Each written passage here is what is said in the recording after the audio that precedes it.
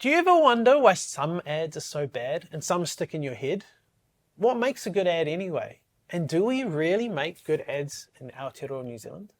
Hi, I'm Dan Fastnedge, a lecturer here at AUT School of Communications, and I'm here today to answer your questions about advertising. This is Advertising Matters.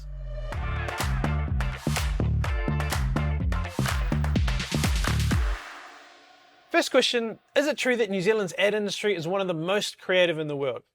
Definitely. Per head of population, which we use quite a lot, but we are really highly rewarded.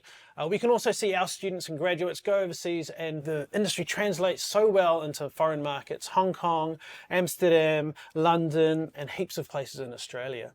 And I think that comes from our DIY attitude. We can't rely on the resources and time that other markets might have, so we've got to be creative to make our messages cut through and be memorable. Why are there so many shit ads on TV? Well, that's subjective, but a lot of ads are out there just to inform you, here is the product, here is the price, and here's where you can get it from. The other thing is that there's a lot more platforms available now, so clients need to figure out where they're going to spend it. We used to just be able to put it into one place and make sure that we made it memorable and really creative. That doesn't happen as much anymore. The other thing is that some ads are intentionally bad.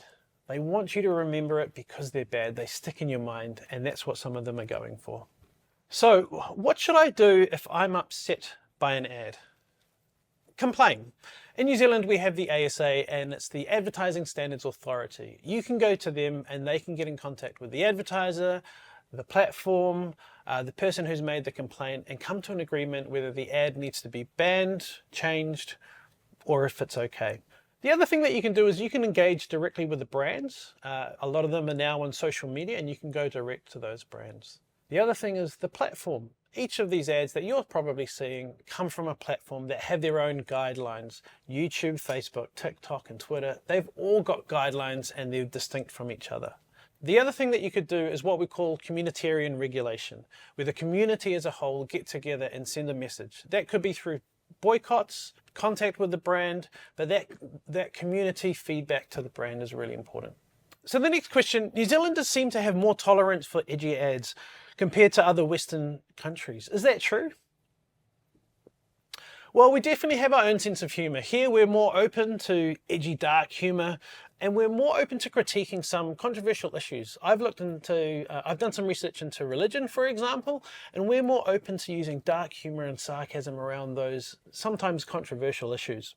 However, we do take a firm stance on some subjects in terms of racism, sexism, violence.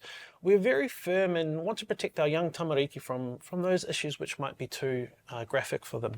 What we're seeing is that brands here in Aotearoa seem to understand their audience really well, so can play into those edgy issues. Oh, here's a good one. What's your favourite ad?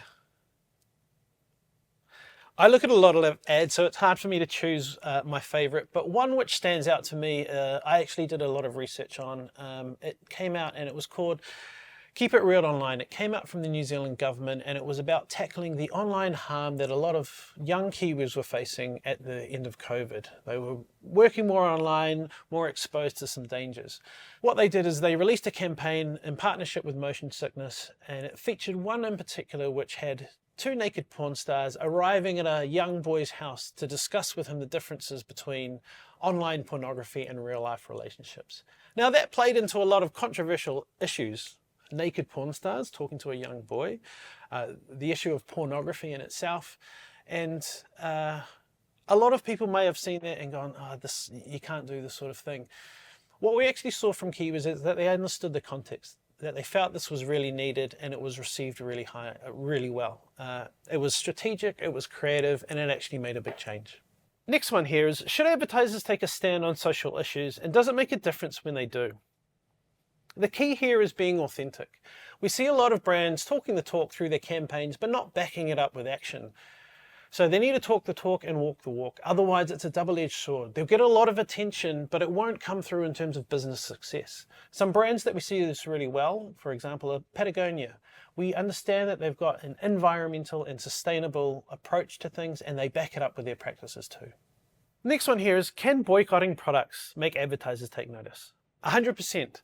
Through my research, I've seen that although in sales we might not see a big change due to boycotts, the long-term effects of boycotts really affect future behaviour.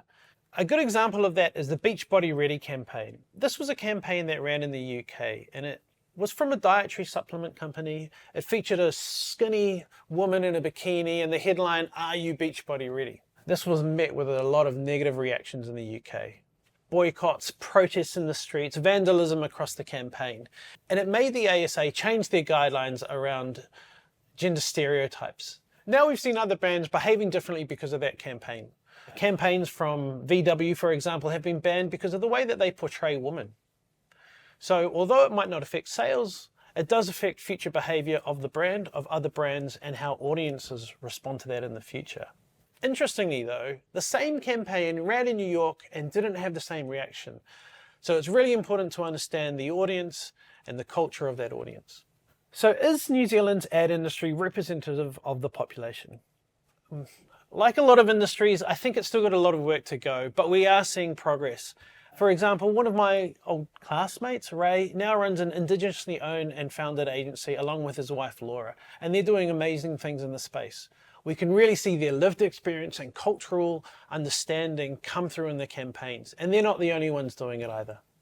Okay, I'm excited on this one. How does advertising form culture? Are ads like Ghost Chips and Tina from Turner successful because they tap into something uniquely New Zealand? Ads have the ability to not only reflect but also affect society, and through vernacular is a really easy way to see that. Ghost Chips is a good one that we see. Bugger is another one that we see used quite commonly. And when we refer to those things, we're not referring to those specific ads, but also the context around them. So when we hear things like Ghost Chips, we know that we're talking about driving and safety, but also we understand the humour that came with those too.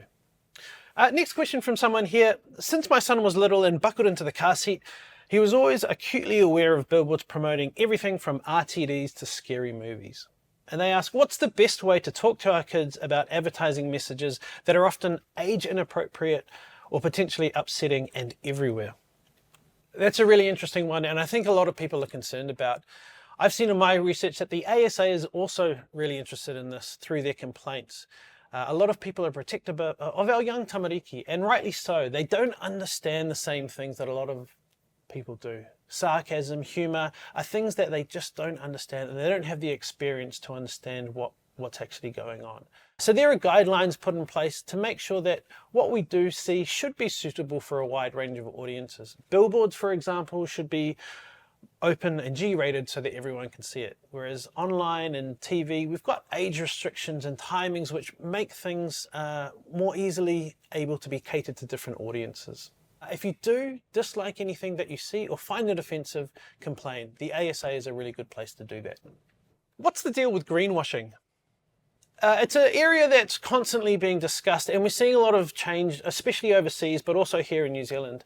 Overseas, we've seen a lot of governments which are banning the advertising of fossil fuels, and in New Zealand, we've seen the Comms Council which have developed the Ad Net Zero, which means we're trying to measure and reduce the amount that the industry is claiming and make it more sustainable.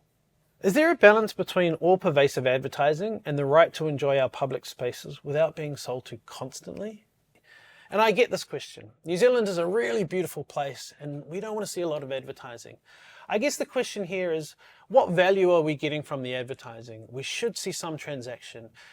For example, in bus stops, we see a lot of ads, but those advertisers are paying for the upkeep, cleaning and maintenance of those bus stops. We look at newspapers, for example, and they're not as successful as they once were because they don't have that advertising revenue. So you might not like to see a lot of advertising, but hopefully you're getting some value for it. Thanks for watching. I hope you've got a new appreciation of the great work done by the industry here in Aotearoa, New Zealand. I'm Dan Fastnedge, a lecturer here in the School of Communications here at AUT.